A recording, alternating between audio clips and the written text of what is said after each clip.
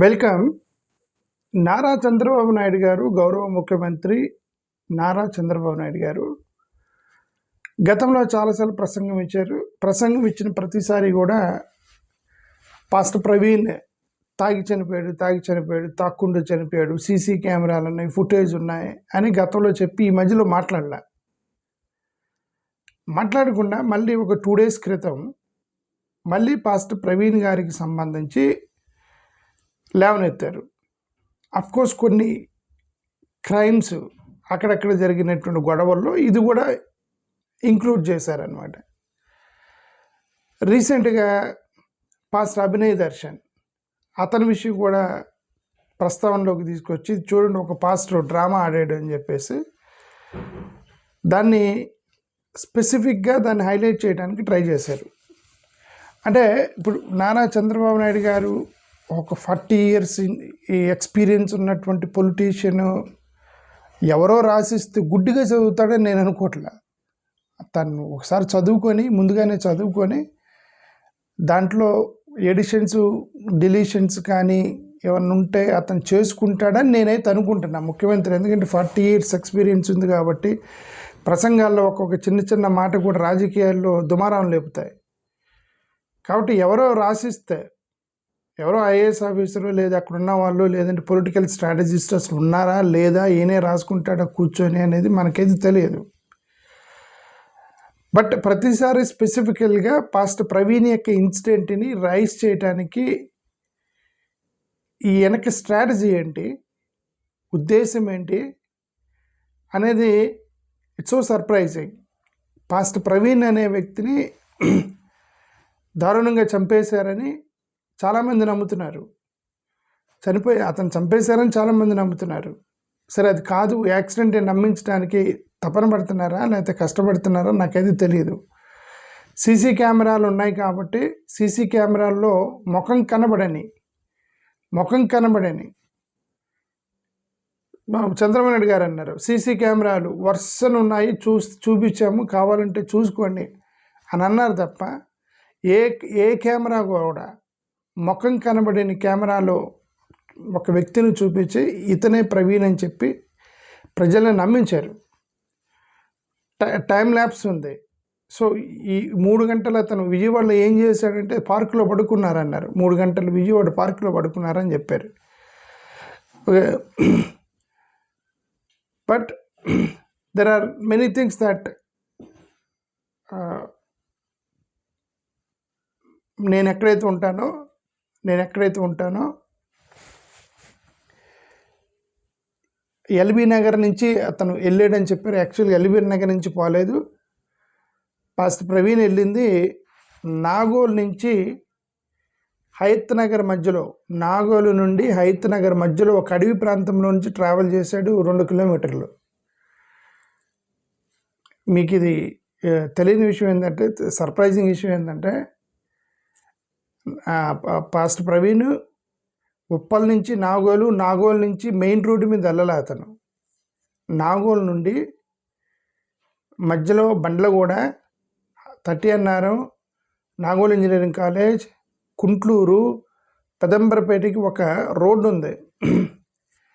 ఈ రోడ్లో ఒక అడవి ప్రాంతం ఉంది, ఒక నిర్మానుష్యమైన ప్రాంతం 1 kilometer ఉంది. ఓకే, ఆ కిలోమీటర్ ప్రాంతంలో అతను ట్రావెల్ చేశాడు.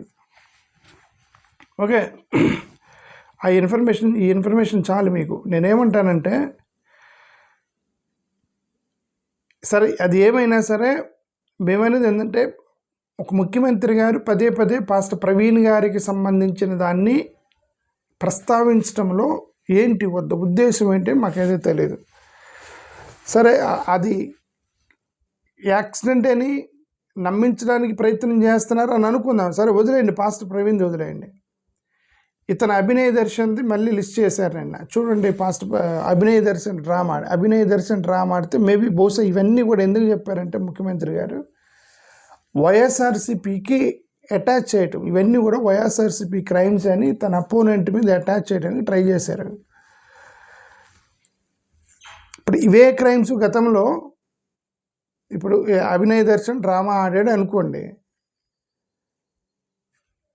గతంలో ఇక్కడ శ్రీ ఆంజనేయ స్వామి టెంపుల్ అని చెప్పి చిత్తూరులో వాళ్ళే ఇద్దరు పూజారుల మధ్య గొడవ అయ్యి వాళ్ళే గుడిని తగలబెట్టుకున్నారు. దాన్ని ఎందుకు రిఫర్ చేయలేదు? ఇప్పుడు ఇతను డ్రామా ఆడాడు, వాళ్ళకి ఇద్దరు గొడవ అయ్యి గుడిని తగలబెట్టుకున్నారు ఇద్దరు పూజారులు. దాన్ని ఎందుకు రిఫర్ చేయలేదు? ఇక్కడ రథం తగలబడింది కదా, ఆ రథం తగలబెట్టింది హిందువులే. వాళ్ళు కొట్టుకొని ఇది నువ్వు ఇక్కడ పెట్టొద్దంటే ఇక్కడ పెట్టాడని చెప్పేసి ఆ కోపం వచ్చిన ఒక వ్యక్తి, వాళ్ళే హిందువులే, ఒక హిందువే వాళ్ళు తగలబెట్టుకున్నారు.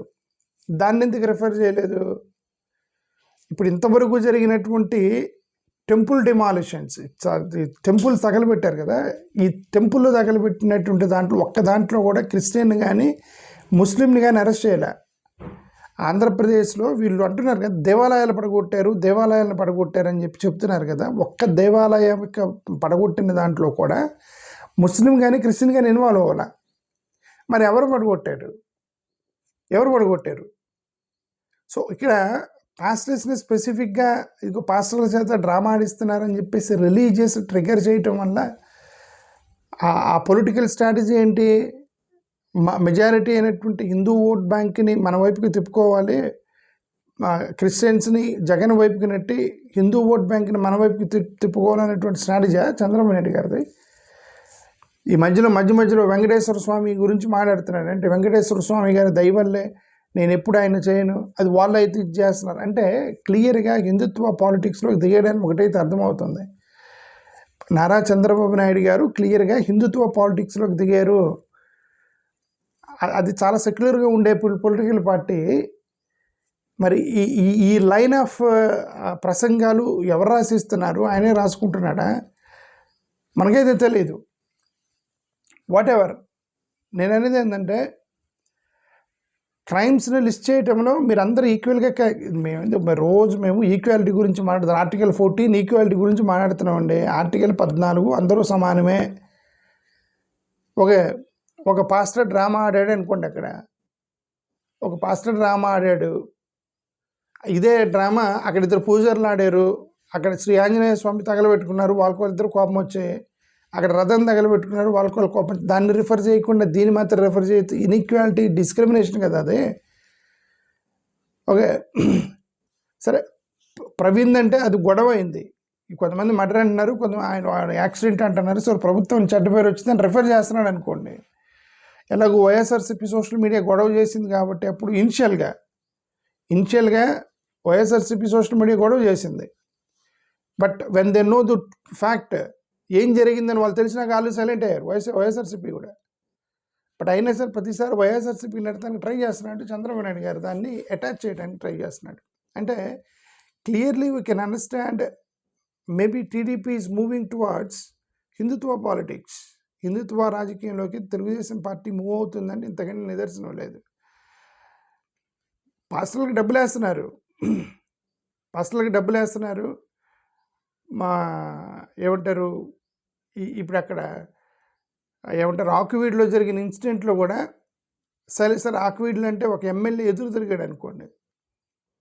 సరే, నేను what I mean to say is that అసలు ఈ వీడియోలో మాట్లాడుతున్న మీనింగ్ అదేంటంటే అది చూసి పదే ఇది ఎందుకు మెన్షన్ చేస్తున్నాడు, పాస్టర్ల విషయం మెన్షన్ చేస్తున్నాడు, అవతల పూజారులు చేసినవి ఎందుకు ఇగ్నోర్ చేస్తున్నాడు అనేది ఇక్కడ ఒక ఇష్యూ. అంటే పాస్టర్స్ అట్టయినా పర్లేదు, క్రిస్టియన్స్ అట్టయినా పర్లేదు, అది జగన్కి తోసేయాలి, హిందువుల మొత్తాన్ని మన పార్టీ వైపుకి లాక్కోవాలనేటువంటి క్లియర్ స్ట్రాటజీ టీడీపీకి కనిపిస్తుంది.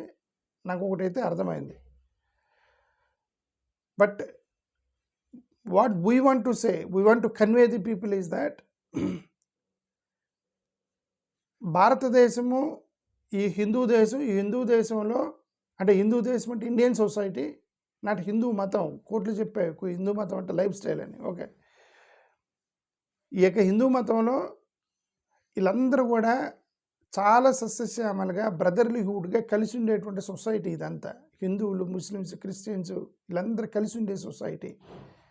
రాజకీయాల కోసం మతాల మధ్య గొడవ పెట్టడం అనేది చాలా ప్రమాదకరానికి దారి తీస్తాయి. రాజకీయంగా మీరు ఎదగవచ్చు, కమ్యూనల్గా గొడవలు వస్తాయి, కమ్యూనల్గా తనుగు చేస్తారు. రాజకీయంగా మతాల మధ్య గొడవ పెడితే ఇవి that will lead to violence. ఎవరు సఫర్ అవుతారు? ఎమ్మెల్యే, ఎంపీ, ముఖ్యమంత్రి, మినిస్టర్, హోమ్ మినిస్టర్, ఇన్ఫ్లుయెన్షియల్ వాళ్ళు, నరేంద్ర మోడీ గారికి షేక్ హ్యాండ్ ఇచ్చేటువంటి బిషప్లు, ఇప్పుడు తెలుగుదేశానికి టచ్లో ఉన్నటువంటి పాస్టర్లు, వీళ్ళెవరు సఫర్ అవ్వరు. అపోజిషన్లో ఉన్నటువంటి పాస్టర్లు, ఎవరు అండలేనటువంటి పాస్టర్లు, ఇట్లా గ్రౌండ్ లెవెల్లో తిరిగేటువంటి పాస్టర్లు వీళ్ళు సఫర్ అవుతారు. సో కాబట్టి నా గౌరవ ముఖ్యమంత్రి గారికి నా రిక్వెస్ట్ ఏంటంటే, మీరు క్రైమ్ని లిస్ట్ చేయాలి అనుకున్నప్పుడు, ఇదిగో ఒక పాస్టర్ డ్రామా ఆడాడు అనేది హైలైట్ చేయాలి అనుకున్నప్పుడు, ఇద్దరు పూజారులు డ్రామా అయ్యారు అది కూడా చెప్పాలి. ఇద్దరు రథం తగలబెట్టుకున్నారు అది కూడా చెప్పాలి. సరే లేదు ఈ మతాల గొడవ ఎందుకంటే ఇద్దరిని వదిలేయాలి. నాకు తెలిసిన వరకు ఈ అభినయ దర్శనం వెనక వైసీపీ వాళ్ళు ఉన్నారని నేనైతే అనుకోవట్లా. అభినయ దర్శనం వెనక వైసీపీ వాళ్ళు ఉన్నారని నేను అనుకోవట్లా. అతనేదో అక్కడేదో పొలిటికల్ పార్టీ పెట్టుకుని అతనేదో చేశాడు అక్కడ, ఓకే, అది కూడా నేను చేయలేదు అంటున్నాడు. ఇప్పుడు అతను బయటకు వచ్చి నేను చేయలేదు, నా మీద ఫేక్ కేసులు పెట్టారు అది ఇది అంటున్నాడు. సరే, we're also not convinced with him, but okay, but something he did on his own. So the political పార్టీకి నడతానికి అతన్ని హైలైట్ చేయటం వల్ల ఒక కమ్యూనిటీకి అటాచ్ చేస్తున్నారేమో, అంటే పాస్టర్స్ ఇట్లా చేస్తారని చెప్పి హైలైట్ చేసి డిగ్రేడ్ చేయటం, ఒక కమ్యూనిటీని డిగ్రేడ్ చేయడానికి ప్రయత్నం చేయడం కరెక్ట్ కాదని ముఖ్యమంత్రి గారు ఇంకొకసారి ప్రసంగాలు రాసుకునేటప్పుడు స్పెసిఫికల్గా మీరు అపోజిషన్ని అటాక్ చేయడానికి మీరు ఒక కమ్యూనల్ యాంగిల్ తీసుకుంటున్నారా మీ ప్రసంగాలు అనేది ఒకసారి చర్చ చూసుకోవాలని ముఖ్యమంత్రి గారికి విన్నపం చేస్తున్నా. థ్యాంక్ యూ, నమస్కారం.